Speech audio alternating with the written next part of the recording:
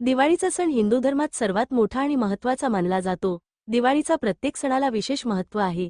दिवाळीचा दुसरा दिवस हा धनत्रयोदशीचा असतो। या दिवशी धनाचं, धन्वंतरीचं आणि लक्ष्मीचं पूजन केलं जातं। त्यासोबत या दिवशी यमराजा पूजाही करण्यात येते। दिवाळीचा सण हा दिव्यांचा असल्याने धनत्रयोदशीला एक दिवा यमासाठी नक्की लावा। काय आहे यामागील कथा, परंपरा आणि पूजाविधी सर्व माहिती जाणून घ्या। धनत्रयोदशी तिथी अश्विन महिन्यातील कृष्ण पक्षातील त्रयोदशीला संध्याकाळी घराबाहेर यमदेवाला अर्पण केलेला दिवा ठेवल्याने अकाली मृत्यू टाळतो, स्कंदपुराणात असं म्हणतात। पंचांगानुसार त्रयोदशी तिथी 29 ऑक्टोबरला सकाळी 10:31 पासून 30 ऑक्टोबर दुपारचा 1:15 असणार आहे। उदय तिथीनुसार धनत्रयोदशी मंगळवारी 29 ऑक्टोबरला असणार आहे। यमदीपदान पूजाविधी प्रदोषकाळात यमदीप दान करण्याची परंपरा आहे।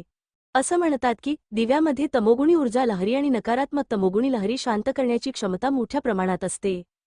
दिवा तयार करण्यासाठी गव्हाच्या पिठात हळद घालून पीठ मळून घ्या। नंतर त्याचा दिवा बनवावा। काही ठिकाणी चारमुखी दिवा बनवला जातो।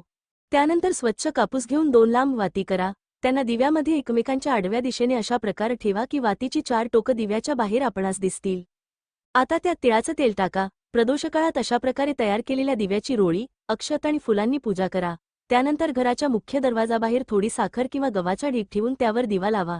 दिवा लावण्यापूर्वी तो पेटवून दक्षिण दिशेकडे पहा, कारण दक्षिण दिशेला यमाचं स्थान मानलं जातं।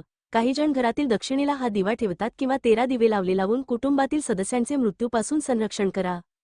यम दीपदान मंत्र मृत्यूना दंडपाशाभ्य कालेन शामया 6 त्रयोदशा दीपदानात सूर्यजः प्रियता मम याचा अर्थ असा होती की हा दिवा मी धनत्रयोदशीला सूर्यपुत्र यमदेवाला अर्पण करतो। ते मला मृत्यूच्या तावडीतून मुक्त करशील आणि मला आशीर्वाद दे। यमदीपदान मुहूर्त 29 ऑक्टोबरला संध्याकाळचे 5:30 ते संध्याकाळचे 7:02 करावे।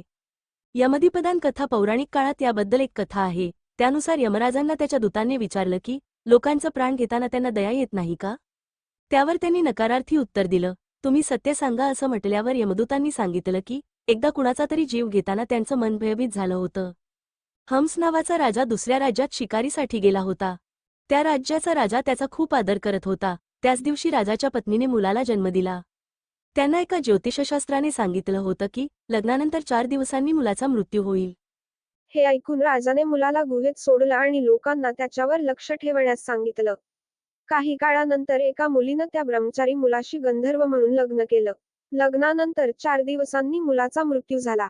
यमदूतांनी सांगितले की त्या स्त्रीचा विलाप पाहून त्यांचे हृदय भरून आले।